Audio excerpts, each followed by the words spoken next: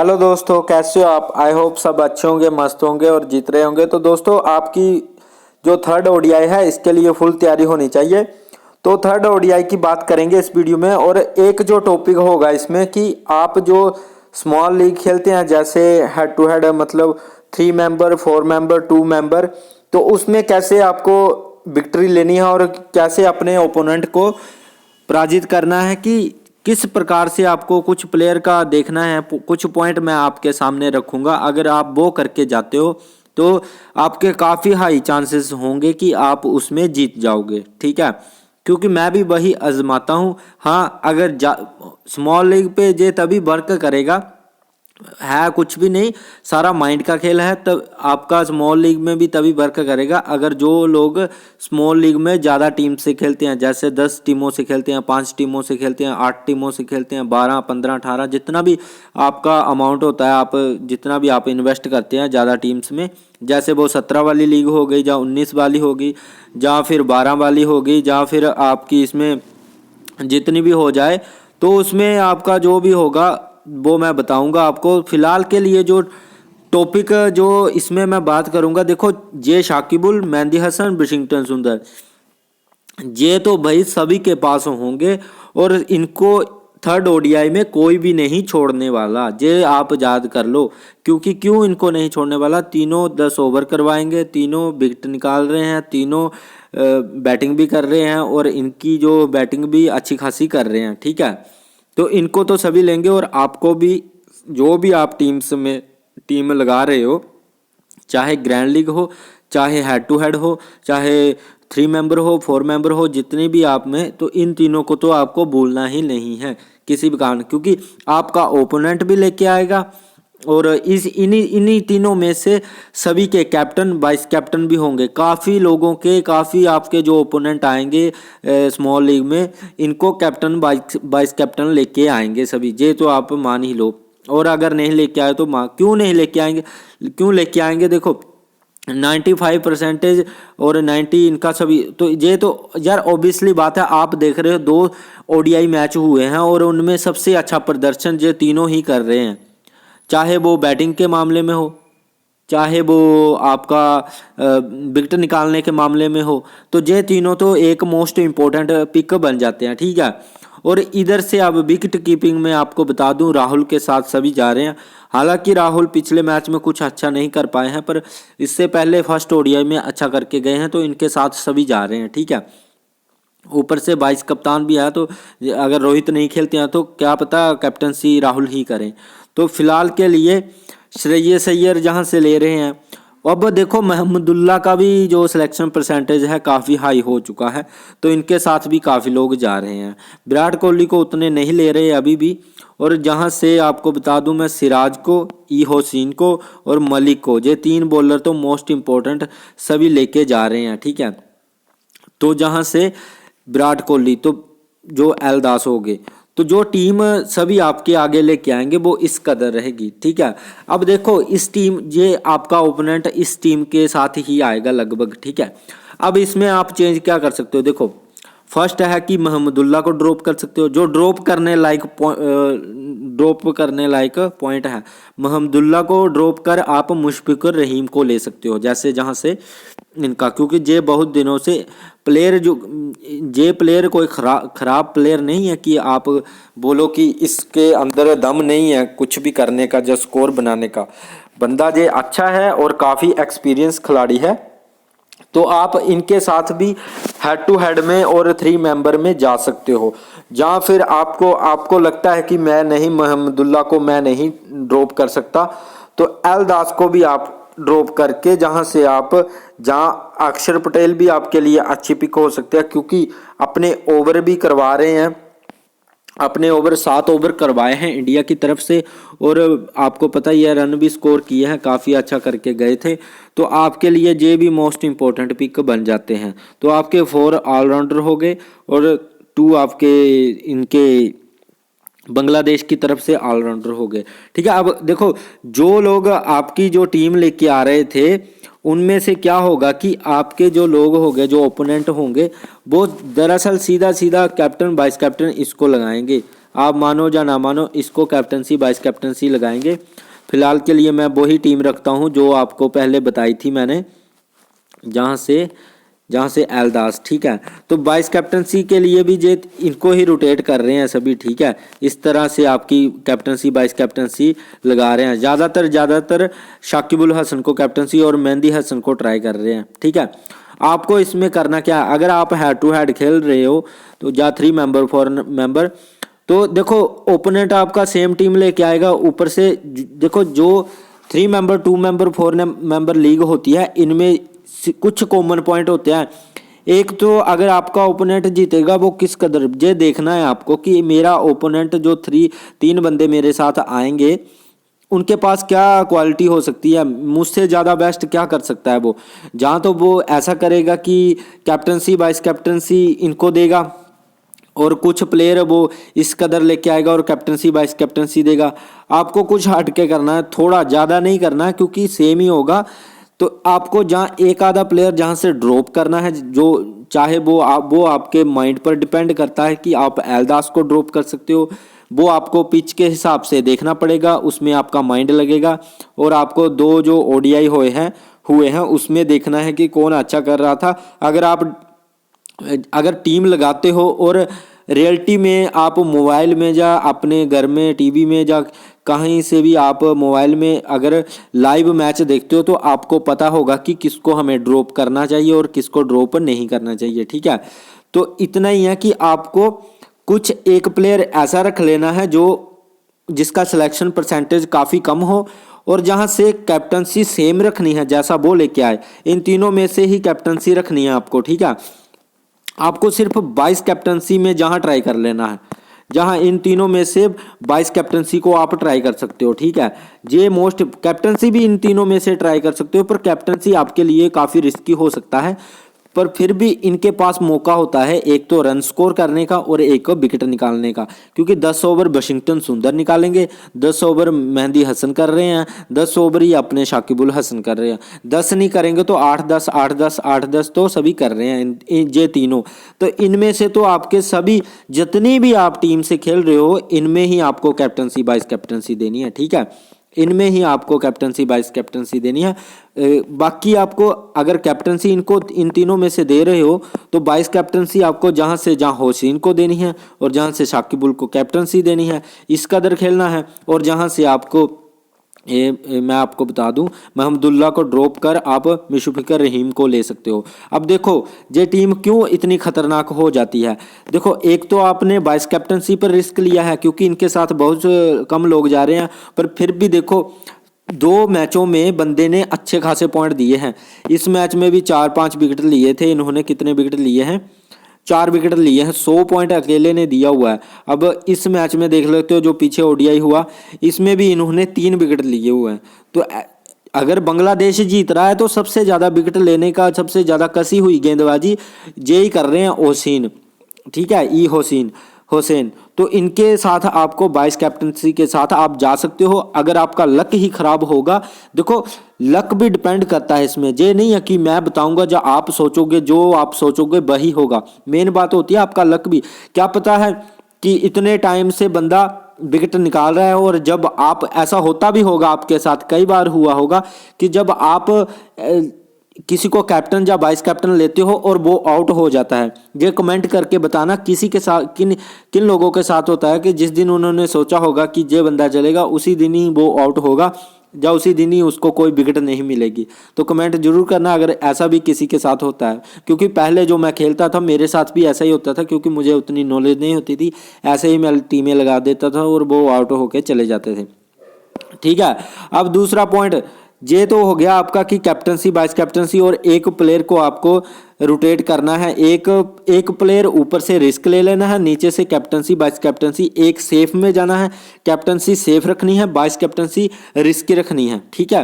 Head to head और 3 member और 4 member जितनी जो भी स्मॉल लीग होती है उसकी बात कर रहा हूँ। अगर आप ज़्यादा टीम से खेलते हो, अगर माना आप 10 टीमों से खेलते हो तो आपको क्या करना है, टीम एक में मुशफिकर रहीम को ले लिया है, एक में आप महमदुल्ला को ले लो और जहां से आपको कैप्टनसी वाइस कैप्टनसी जहां से कैप्टन इनको कर दो और वाइस कैप्टनसी जहां से सिराज को कर दो, ये भी एक बेस्ट आपकी बन जाती है जो टीम। जहां से उमरान मलिक को कर दो, ये भी आपके लिए बेस्ट है।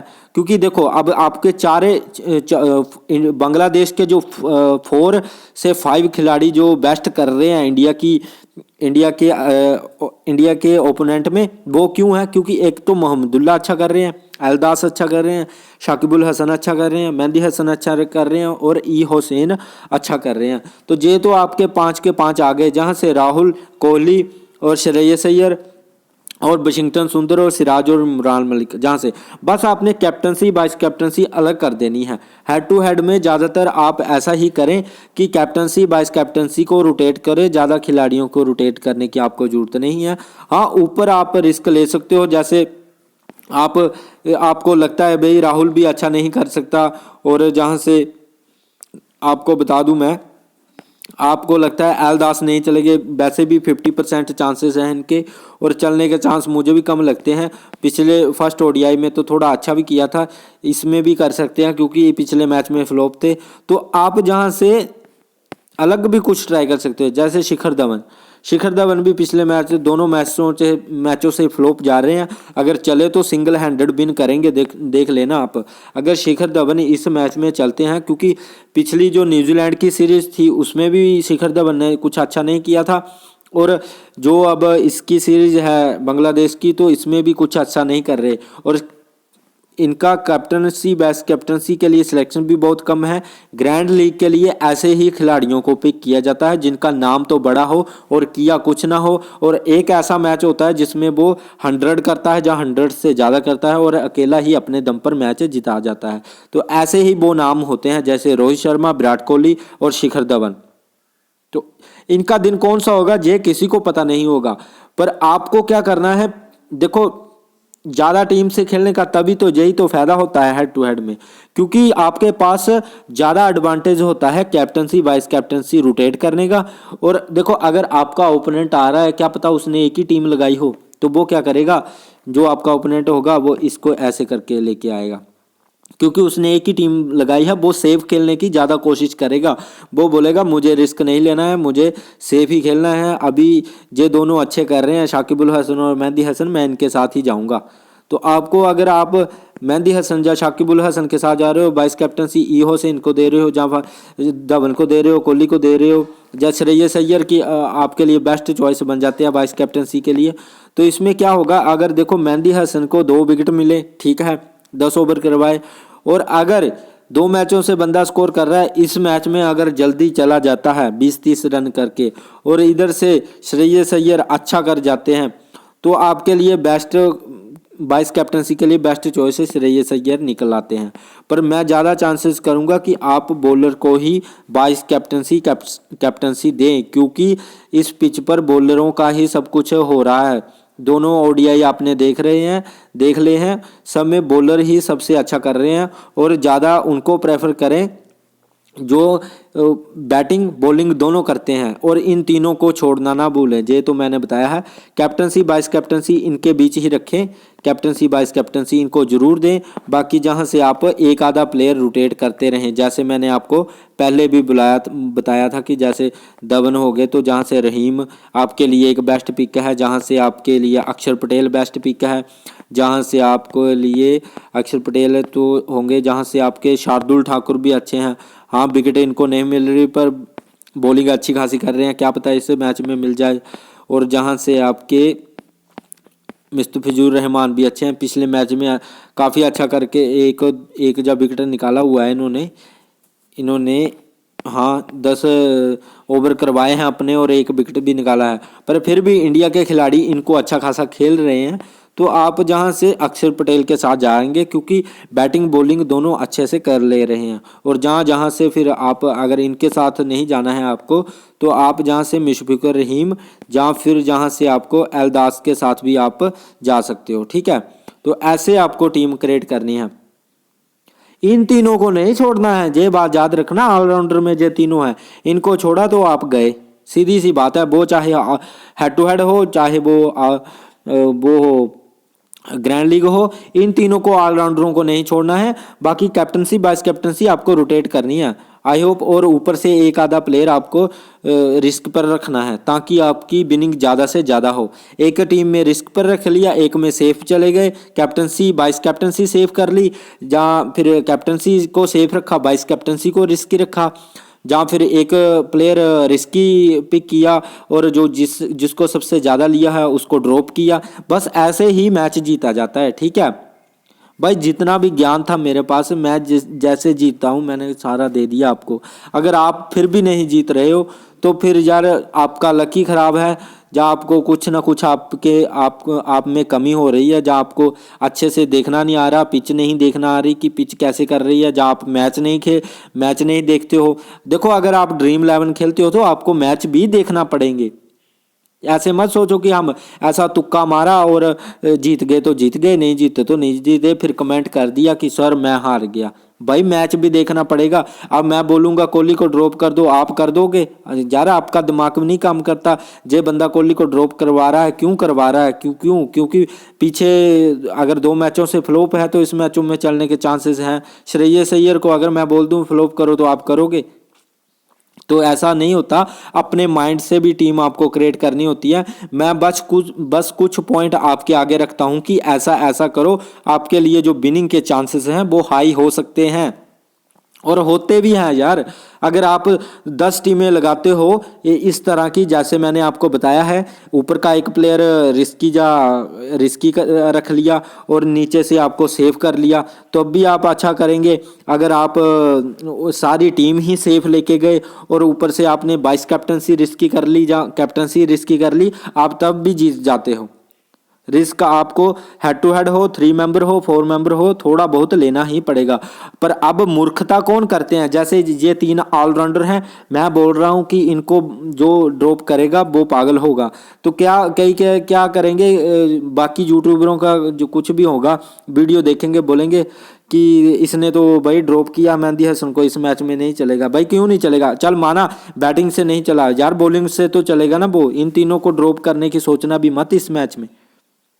इन तीनों को आपको लेना ही लेना है। हो सके तो आपको अक्षर पटेल को भी एडजस्ट करो, क्योंकि ज़्यादा पॉसिबिलिटी है उनके रन स्कोर करने के, और ज़्यादा पॉसिबिलिटी है उनके जो 8 या 9 ओवर, 7 या 8 ओवर वो करवा रहे हैं। अगर 1 या 2 विकेट भी निकाल लेते हैं, ऊपर से 30-40 रन कर जाते हैं, तो हेड टू हेड और 3 मेंबर 4 मेंबर स्मॉल लीग में आप आराम से जीतोगे। क्योंकि काफ़ी जो ऑडियंस होगी वो 4 ऑलराउंडर के साथ बहुत ही कम आएगी, क्योंकि क्रेडिट इशू के चलते ही बहुत कम ऑडियंस होगी जो अक्षर पटेल को ट्राई करेगी, या फिर इनमें से मुस्तफिजुर रहीम को, जा बीच में और भी प्लेयर आते हैं जैसे शिखर धवन हो गए, जायल दास हो गए, इनको ट्राई करेगी।